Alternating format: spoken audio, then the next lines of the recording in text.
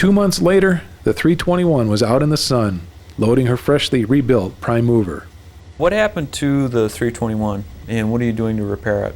Spun a main bearing, and we lost the crankshaft. The block was repairable, but I had another block here, so we rebuilt the block and put it in. It's gone through 7 of the 8 hours on the load box. We have to finish load testing it.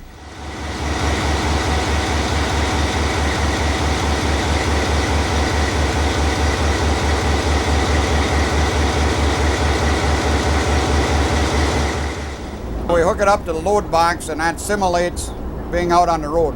We start the engine and run it for a minute. Then we shut it down and check the crankcase. And we take a pyrometer and check the bearings. And then we do that at 5 minutes and at 15 minutes. And then after that, we just run it for a half hour in each step up until the 6th notch. And then we'll put it in for an hour and the 7th, an hour and the 8th.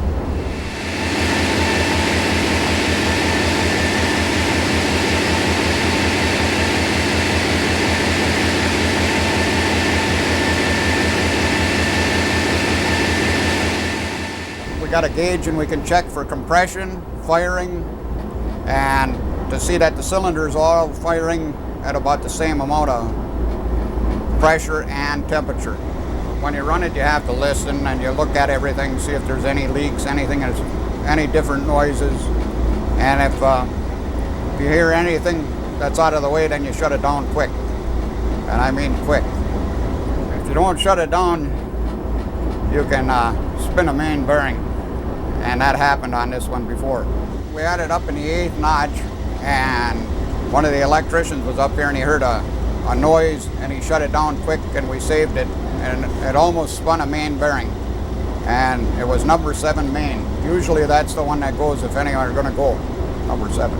Then you have to take it and drop the main bearing, and then you have to clean up the crank. You have to take all the babbitt and everything off of the main bearing or off the crank. Put in new bearings, clean up everything, start it up, go through the process again. Sounds like a lot of work. It is a lot of work. A lot of work.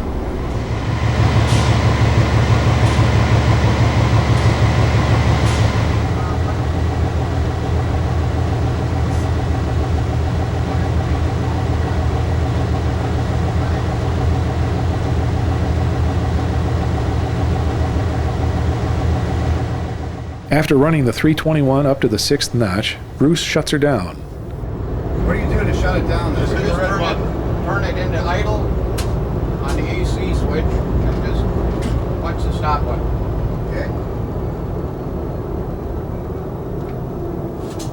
That cuts off your fuel and stuff. So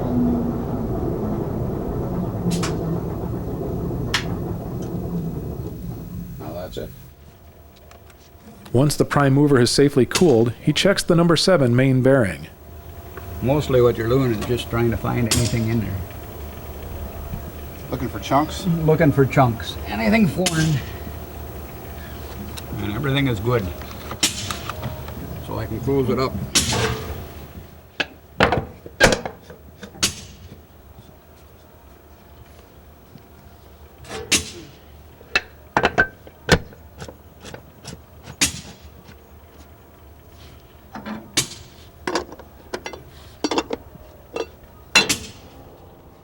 Since everything checks out okay, Steve Monfils restarts the 321.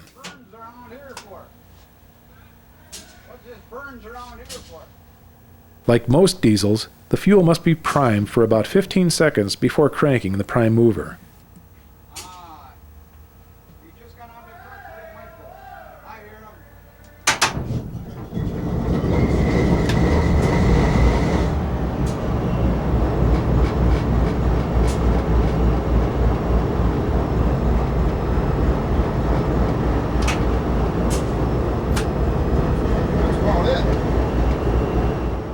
Steve slowly brings her back up, 1 notch at a time.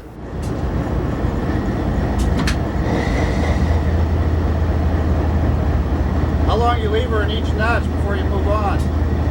Well, at this point, I think we're going to go maybe 5-10 minutes for each one. I see. Okay. Until we get back into the 6th notch. Let her go about 15 into 6. Until we get into the 7th. To get to the point where we were just before lunch. Once you get one of these engines together and everything's running fine, how long will it last in service? God, they'll last indefinitely. Some of them go 12, 14 years.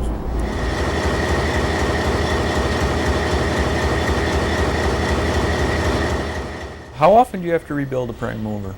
We like to do it every 500,000 miles. Heads, pistons, liners, main bearings, conrod bearings, camshaft bearings, check the camshafts, oil pump, water pump, turbocharger, aftercooler, and we take the main generator off, send the main generator out for a basic. Then I like to do the trucks and put all new wheel sets under it also. 95 years ago, the first locomotive overhauled at Norwood was a Schenectady-built 440 number 22. Today, Schenectady-built 321 is destined to be the last.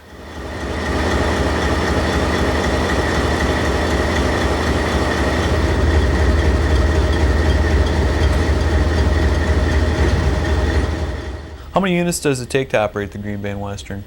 Most of the time we could operate it with 14. We have 16 units in service, but I have one leased to the sand mine right now, so it really only leaves me one unit to have down at any one time. Have you ever found yourself power short? Yes. What do you do in that situation? Get creative. It may be working a yard job in the morning and be tacked on to number 2 that evening, and then we'll start out the next morning hoping that number 2's power got back here in time to put one on a yard job, and we seem to manage to jump everything around and make it all go. This could be a loaded question, but how do GBW engineers treat your locomotives? They do whatever it takes to get a train over the road, and sometimes it's not the easiest on the motive power. By and large, they are helpful. If they have a problem on the road, a lot of the engineers will call me up down at the shops and say, it was doing this, we don't really know why, but check it out. And most of our engineers are very, very competent in that they don't call up with anything penny-ante. If there's a little problem, they call up and they want to have it rectified before they get it again the next night.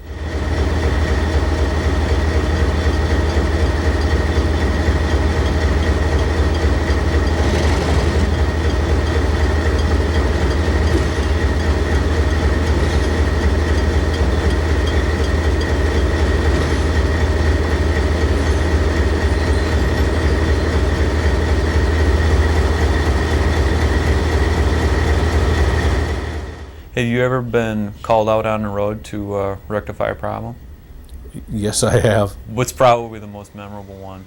Night Kiwani job, the 315, the only C430 that the Green Bay and Western had one interlock that would always freeze up. And I had to find Casco Junction in the middle of the night, and for Casco Junction to find in the middle of the night when you've never been there before, that was a real treat. And when I got there, I was a little bit cold. It was about 15 below zero, and I forgot to pick up one contactor in front of the other, and I popped a hole in my brand new leather gloves from Christmas. But it went to work and serviced the boat that night.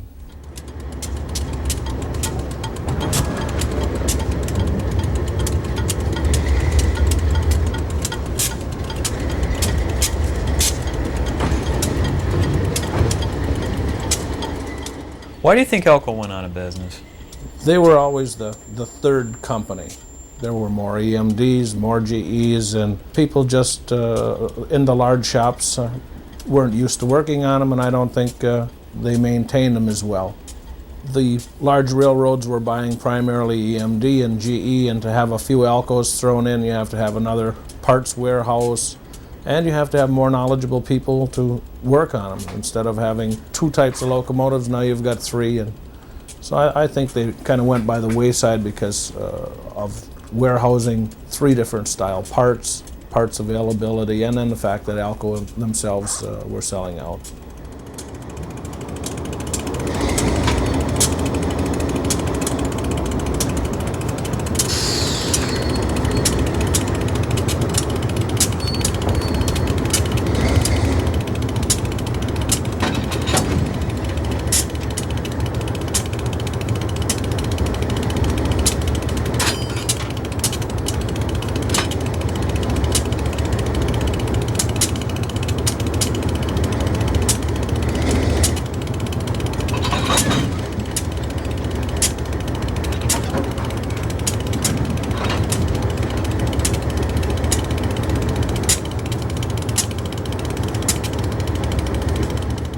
Were you sorry? Be sorry to see Elco's go? Oh, yes. Why is that? Well, I've been with them for 20 years, and we haven't changed motive power. It's the same old power that's been built and rebuilt and put back out there every day. It just like part of a family, I guess, now. What will you miss most about the Green Bay and Western itself? This small shop atmosphere. All of the people who work for me, I worked with on the floor, and it's been a very tight-knit group. If I take a week of vacation or whatever, I don't worry about it. These guys go out there and do their job every day, and there's a lot of camaraderie here in the shops. Today, the crew of Norwood Shops carry on the struggle of keeping old locomotives on the road, just as they have for almost a century.